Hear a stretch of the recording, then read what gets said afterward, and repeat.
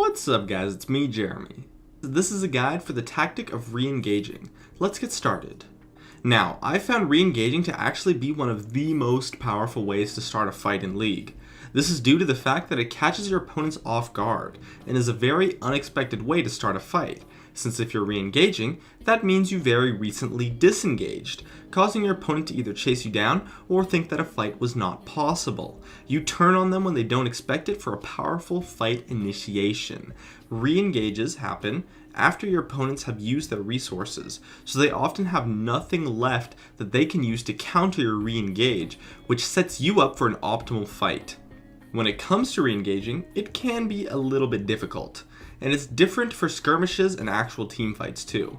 For skirmishes or fights in lane, re-engaging successfully is more about baiting your opponent to chase you. It's fairly easy to disengage these types of fights, so you want to bait your opponent into overextending by having them chase you. Do your best to look vulnerable, and if your opponent already has some sort of confidence, it's not that hard, as when you bait a chase, you just kind of run away slowly, do no damage to them until you re-engage, where you instantly turn on them and they might try to back out, but by then it's probably too late. The key thing here when baiting a chase is to make it look like you're not going to escape. Pause or run in zigzags for no reason to slow down your movement speed and deliberately get hit by skill shots in order to aid that bait. And then once in a position to fight, turn it around and jump on your opponents. In the teamfight phase, it's actually much harder to disengage a fight. So if you want to go for re-engage, what you need to do is kite the situation until you set up something that is optimal. It's very similar for baiting a chase, just that you aren't getting as close as you normally would. When you re-engage in a skirmish, it's to try to get your opponents to be out of position. But when you re-engage in a team fight, it's more about engaging a fight that your opponents have already started, but you manage to set up a kite. After you have kited your opponent for a decent amount of time and have gotten some damage off, this is where most teamfight re-engages happen. A mediocre fight starts, you kite it out until the fight is no longer mediocre, and then you jump in like you would engage a normal fight. However, most re-engages aren't really set up. They just kind of happen. What you need to do is recognize opportunities for a re-engage. The biggest thing to look for to start a re-engage is the status of the fight and the available resources of the opponent, mostly the cooldowns and the health that the players have.